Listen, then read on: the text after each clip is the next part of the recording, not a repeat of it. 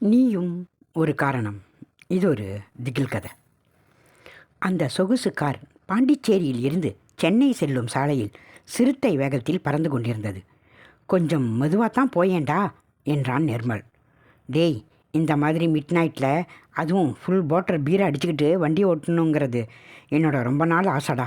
அதை நிறைவேற்றலாம்னு பார்த்தா நீ வேற என்றவாறு பீரை பருகினான் ஜீவா. பின்சீட்டில் அரவிந்தும் சக்கரவர்த்தியும் சக்குன்னு கூப்பிடுவாங்க சண்டை போட்டு கொண்டிருந்தனர். டேய், அது ஏன் சரக்குடா என்று அரவிந்த் சொல்ல, உனக்கு ஓவர் ஆயிடுச்சு, ஒழுங்கா படு என சக்கு திட்டினான். எனினும் அவனும் போதையில் தான் இருந்தான். மொத்த காரும் போதையில் சென்று கொண்டிருந்தது. நிர்மல் மட்டும் எதுவும் அருந்தாமல் முன் சீட்டில் அமர்ந்தபடியே ஏதோ நாவலில் லயித்து கொண்டிருந்தான்.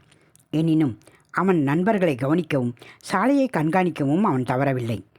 நால்வரும் பாண்டியில் தனது நண்பன் மோகனின் திருமண வரவேற்பை முடித்துவிட்டு சென்னை திரும்பும்போது நேரம் இரவு 10:50. தற்போது நேரம் 12 நெருங்கிக் கொண்டிருந்தது. கிட்டத்தட்ட அவர்களும் சென்னைக்குள் நுழைந்திருந்தனர். கார் நிர்மலின் வீட்டை நெருங்க இன்னும் சில கிலோமீட்டர்களே இருந்தன.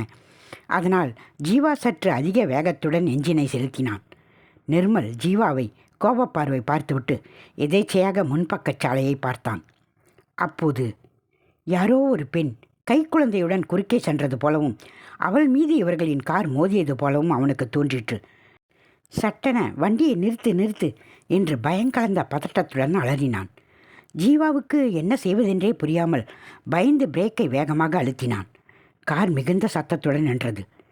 என்னடா, என்னாச்சு என்று மூவரும் நிர்மலை பயத்துடன் அணுகினர். நீ யார் மேலேயோ காரை ஏற்றிட்டடா என்று கூறிக்கொண்டே காரை விட்டு இறங்கி பெண் குறுக்கே சென்றதாக தோன்றிய இடத்திற்கு நிர்மல் ஓடினான். ஜீவா பயத்தின் உச்சிக்கே சென்றான். அவனது இதயம் வெடித்து சிதறுவது போல துடித்தது. சக்குவும் அரவிந்தும் கூட போதை தெளிந்து பதற்றத்துடன் நிர்மல் சென்ற திசையை நோக்கினர். நிர்மல் வேகமாக சென்று அந்த இடத்தை அடைந்தான். அங்கே விபத்து நடந்ததற்கான எந்த அடையாளமும் இல்லை. சுற்றுமுற்றும் பார்த்தான், ஓடினான், தேடினான். ஆனால் எந்த ஆள் நடமாட்டமும் இல்லை. ஒரே நிசப்தமாகத்தான் இருந்தது. அதே சமயம் காரில் ஜீவா, ஐயோ, எங்கள் அண்ணனுக்கு தெரிஞ்சால் என்னை கொண்டு போட்டுருவானடா என்று அலறினான். சக்குவுக்கும் அரவிந்துக்கும் கூட வயிற்றில் புலியை கரைத்தது. டேய், காரை எடுத்துகிட்டு கிளம்பிடலாமாடா என்று ஜீவா துடிக்க அரவிந்துக்கும் அதுதான் சரி எனப்பட்டது. நிர்மல் வரட்டும்டா, கிளம்பிடுவோம் என்று சக்கு சொல்ல, ஜீவா, டே, அவன் வர்றதுக்குள்ளே யாராவது வந்து நம்மளை அடித்து பிடிச்சிட்டாங்கன்னா பெரிய ப்ராப்ளம் ஆகிடும்டா, காலம் முழுக்க ஜெயிலில் தாண்டா இருக்கணும் என்றான். சக்கு வெளியே எட்டி பார்த்து கொண்டே, அங்கே எதுவுமே இல்லைடா, தேவையில்லாமல் பயப்படாதீங்க என்றான். அப்படியே எதுவும் இல்லைன்னாலும் அவன் வீடு பக்கத்தில் தான், அவன் போயிடுவான், நீ வண்டியை ஏடுறா என்று அரவிந்த் அதட்டினான். நிர்மல் அந்த இடத்தை தீர அலசி விட்டு காரை நோக்கி திரும்பினான். அதே சமயம் கார் தனது உச்ச வேகத்தை எட்டி இவனை விட்டு சென்று கொண்டிருந்தது. டேய் டேய் என்று நிர்மல் கத்திக்கொண்டே ஓடியும் வண்டி நிற்காமல் சென்று கொண்டிருந்தது.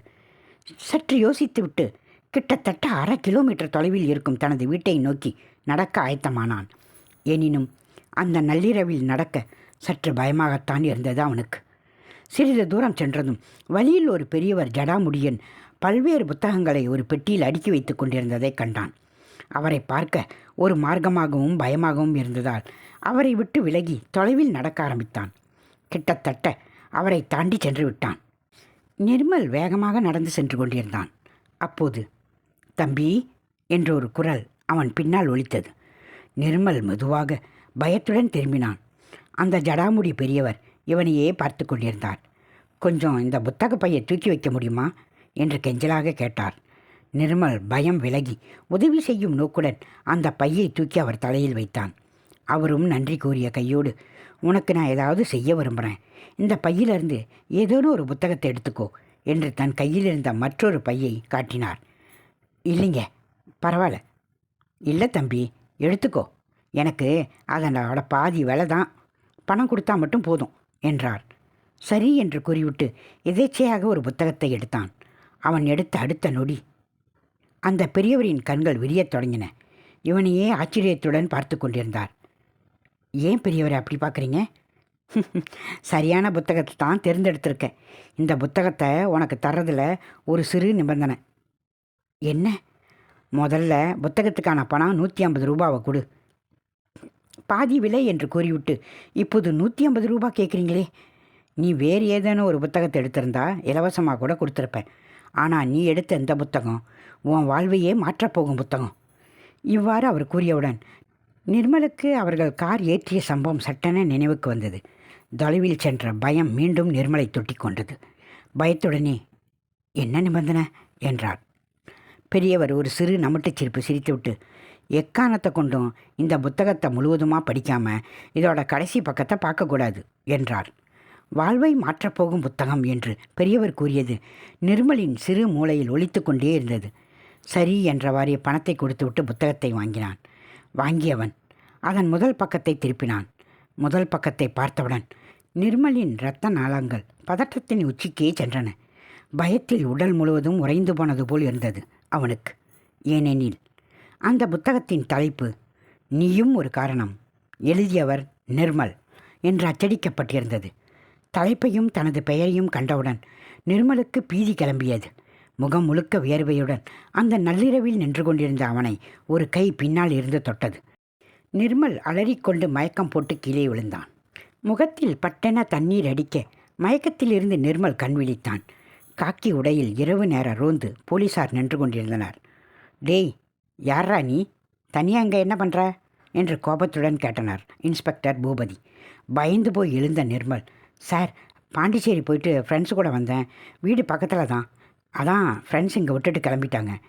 உடனே இன்ஸ்பெக்டர், அப்போது வீட்டுக்கு போகாமல் இங்கே நின்றுக்கிட்டு இருக்க? நீங்கள் பாட்டுக்கு தனியாக வந்து ஏதாவது காரில் அடிபட்டு போய் சேர்ந்துருவீங்க. அப்புறம் நாங்கள் யார் இவன், என்ன பிரச்சனைன்னு மண்டையை பிச்சுக்கிட்டு சாகணும். யோ, இவனை செக் பண்ணு என்று பக்கத்தில் நின்று கொண்டிருந்த கான்ஸ்டபிளை ஏவினார். சார், அதெல்லாம் ஒன்றும் இல்லை சார், புக்கு வாங்கலாம்னு தான் சார் வந்தேன். அதான் இங்கே நின்றுக்கிட்டு இருக்கேன். நைட்டு 12 மணிக்கு உனக்கு மட்டும் புக்கு விற்கிறாங்களாங்க? சார், செக் பண்ணிட்டேன் சார். இந்த புக்கை தவிர இவங்ககிட்ட எதுவுமே இல்லை சார். புக்லேயும் எதுவும் இல்லை சார். என்னை நம்புங்க சார். இந்த புக்கு இங்கே இருந்தவங்க கிட்ட தான் வாங்கினேன். திடீர்னு ஆள் எங்கே போனார்னே தெரியல. இன்ஸ்பெக்டர் யோசித்து விட்டு, யோ, யாராவது இருக்காங்களான்னு பாரு. அவன் பேர் என்ன? வீடு எங்கே? நிர்மல் சார், குமரன் நகர் ரோஸ் அப்பார்ட்மெண்ட்டில் தான் சார் வீடு. சார், இங்கே யாருமே இல்லை சார். இவனை வண்டியில் ஏற்று நாமளே விசாரிப்போம் என்று இன்ஸ்பெக்டர் உத்தரவிட அந்த கான்ஸ்டபிள் சொல்ல சொல்ல கேட்காமல் நிர்மலை ஜீப்பில் ஏற்றினார். ஜீப் ரோஸ் அப்பார்ட்மெண்ட் வாசலில் நின்றது. வாட்ச்மேன் தான், நைட் வாட்ச்மேன் என்பதை நிரூபிக்கும் வகையில் குரட்டை விடாமல் நன்கு உறங்கிக் கொண்டிருந்தான். கான்ஸ்டபிள் இறங்கி சென்று அவனை எழுப்பி வண்டியின் அருகே அழைத்து வந்தார். இன்ஸ்பெக்டரை பார்த்ததும், சார், வணக்கம் சார் என்று தான் தூங்கவே இல்லை என்பது போல் ஒரு வணக்கம் வைத்தான். அதற்குள் நிர்மலை கான்ஸ்டபிள் ஜீப்பிலிருந்து இறக்கினார். இவன் யாருன்னு தெரியுமா என்று நிர்மலை காண்பித்து கேட்டார். வாட்ச்மேன் நன்கு பார்த்துவிட்டு, சார், தம்பி வீடு இங்கே தான் சார் இருக்குது, எனக்கு நல்லா தெரியும் என்றான். இன்ஸ்பெக்டர் கான்ஸ்டபிளும் கண்களால் ஏதோ பேசிக்கொண்டனர். இன்ஸ்பெக்டர் நிர்மலை அழைத்து, இனிமேல் நைட்டில் புக்கு வாங்குகிறேன், அது வாங்குகிறேன், இது வாங்குறேன்னு எங்கேயும் சுற்றக்கூடாது, புரிஞ்சுதா என்று மிரட்டும் தோணியில் நிர்மலிடம் பேசினார். ஏற்கனவே பயத்தின் உச்சத்தில் இருந்த நிர்மலுக்கு இவர்களிடம் இருந்து தப்பித்தால் போதும் என்றுதான் இருந்தது. அதனால் மேற்கொண்டு எதுவும் பேசாமல், சாரி சார் என்று பவ்யத்துடன் கூறினான். போ என்று கூறிவிட்டு ஜீப் நகர்ந்தது. மெல்ல நடந்து தனது ஃப்ளாட்டை அடைந்தான். தான் வருவதை முன்கூட்டியே கூறியிருந்ததால் வீட்டின் கதவு தாளிடப்படாமல் இருந்தது. மெதுவாக நடந்து உள்ளே சென்றான். தாயும் தந்தையும் முன் அறையில் உறங்கிக் கொண்டிருந்தனர். தனது அறைக்கு சென்று புத்தகத்தை மேசை மீது வைத்துவிட்டு முகம் கழுவச் சென்றான். கழுவிவிட்டு திரும்பியவனுக்கு ஏதோ ஒரு சத்தம் கேட்டுக்கொண்டே இருந்தது. அது காற்றின் அறையில் ஜன்னல் கதவுகள் படபடவென அடிக்கும் சத்தம். அதே சமயம் காற்றினால் புத்தகத்தின் பக்கங்கள் கடைசி பக்கத்தை புரட்ட முயற்சித்தது. இவனுக்கு தோன்றியது. பதட்டமானான். அந்த ஜடாமுடி பெரியவர் கடைசி பக்கத்தை பற்றி கூறியது நினைவுக்கு வந்தது. பயத்துடனும் பதட்டத்துடனும் மெல்ல புத்தகத்தை நெருங்கினான்.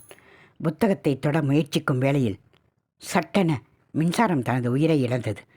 வியர்வை படிந்த முகத்துடன் மெழுகுவர்த்தியை தேடி பற்ற வைத்தான். முன்பு இருந்ததை விட புத்தகம் மேலும் சத்தத்தை கிளப்பியது. மெல்ல புத்தகத்தை கையில் எடுத்தான். எடுத்த அடுத்த நொடி நண்பர்களுடன் காரில் வந்தது. ஒரு பெண்ணை இடித்தது. இடித்த இடத்தில் யாருமே இல்லாதது. நண்பர்கள் விட்டு சென்றது. ஜடாமுடியை பெரியவரை சந்தித்தது. அவரிடம் வாங்கிய புத்தகம், அவர் விதித்த நிபந்தனை, புத்தகத்தின் தலைப்பு, இவன் பெயர், போலீசாரிடம் சிக்கியது என அனைத்து திகிலூட்டும் சம்பவங்களும் நிர்மலின் நினைவில் உதித்தன. எனினும் சற்று தைரியத்தை வரவழைத்து கொண்டு கடைசி பக்கத்தை திரும்பினான். பட்டென காற்றினால் மெழுகுவர்த்தி அணைந்தது. பயத்தினால் நிர்மலின் கைகள் நடுங்க ஆரம்பித்தன. புத்தகத்தை தூக்கி கீழே போட்டே விட்டான். கீழே போட்ட அடுத்த நொடி மின்சாரம் உயிர் பெற்றது. புத்தகம் தனது கடைசி பக்கத்தை காட்டிக்கொண்டு கீழே கிடந்தது. மெல்ல சென்று அந்த புத்தகத்தின் கடைசி பக்கத்தை பார்த்தான். இப்புத்தகத்தின் விலை ரூபாய் 30, அதுவும் 50% தள்ளுபடி போக வெறும் 15 ரூபாய் மட்டுமே என்று அதில் அச்சடிக்கப்பட்டிருந்தது. நிர்மலுக்கு தலை சுற்றித்தான் போனது.